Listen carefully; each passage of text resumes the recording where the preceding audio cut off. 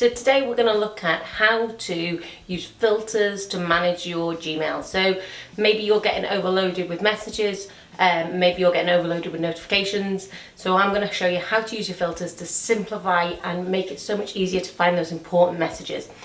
Today we're going to look at how to put things into folders, how to put a filter on them so they don't appear in your inbox.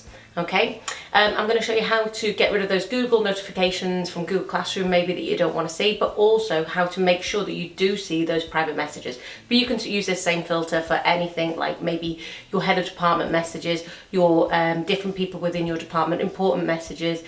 You can use this filter system for any kind of messages. Google Classroom sends you so many notifications, so let's get rid of them. So go to Google Classroom email. So find a Google Classroom email. Okay, so find a Google Classroom notification that you're not really interested in seeing, and go to these three dots here. They're called the traffic light. So click on the traffic light, go down to filter messages like these. Okay, what you want to do here is remove this identification here, and then this will filter all messages from Google Classroom.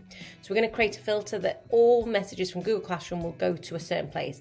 I don't want them clogging up my inbox. I want them to be marked straight as read, and I'm going to put them in a special place. So I'm going to give it a new label, and I'm just going to call it Classroom.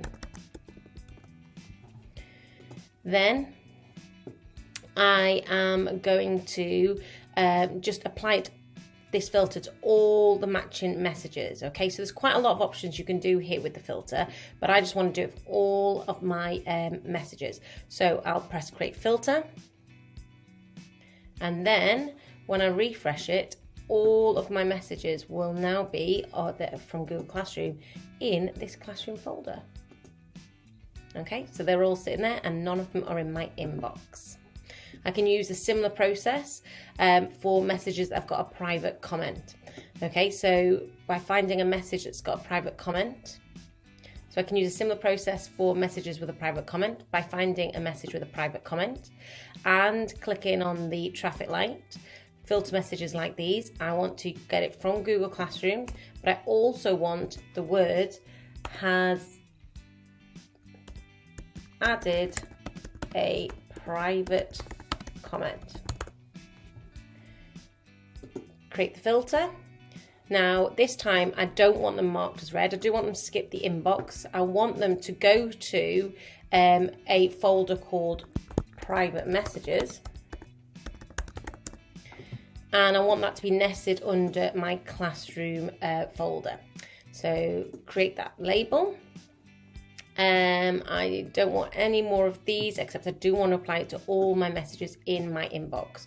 Create my filter, and all my messages that have got a private comment will be in this private message folder. So when I click on private messages, all messages that have a private comment that I need to deal with will be found in there, and they'll skip the inbox straight away. I hope you liked this video. If you liked it, give it a like and subscribe to our channel. I hope you found these tips useful and will make your day way more efficient and life better with Google Classroom and Google Mail. Thanks.